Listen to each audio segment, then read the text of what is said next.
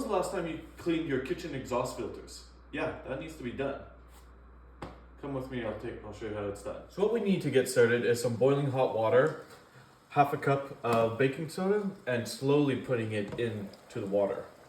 Reason for it is that it'll just boil over, if you do it too quickly.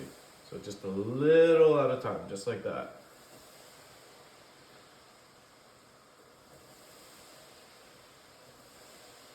Once you get halfway, it's a good idea to actually get the filters out, because they'll get a little too hot if you do it a little bit later. Put them to the side for now. You can see how dirty that is. Ooh. Yeah.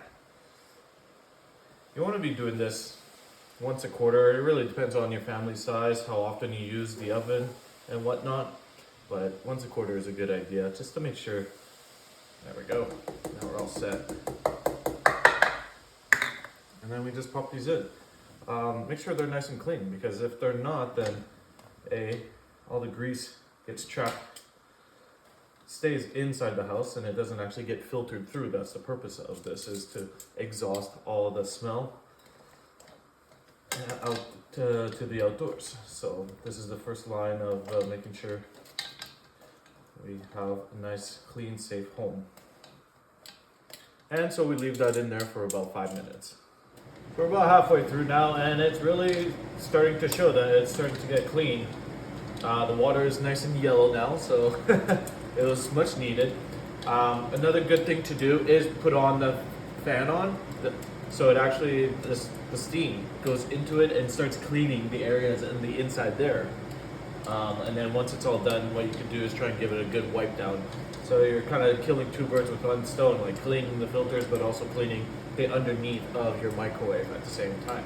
So we'll let that sit just a little bit longer, and then we'll be good to go.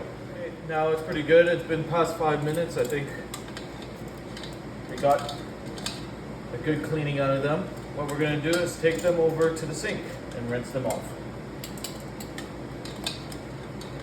Get them lined up first. There we go.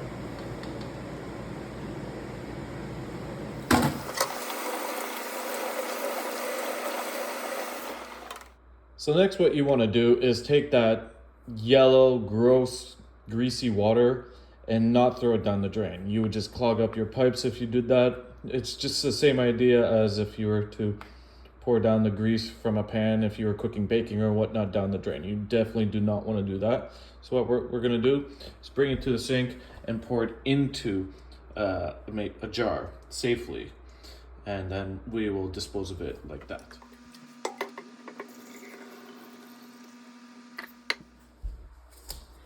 And there you have it.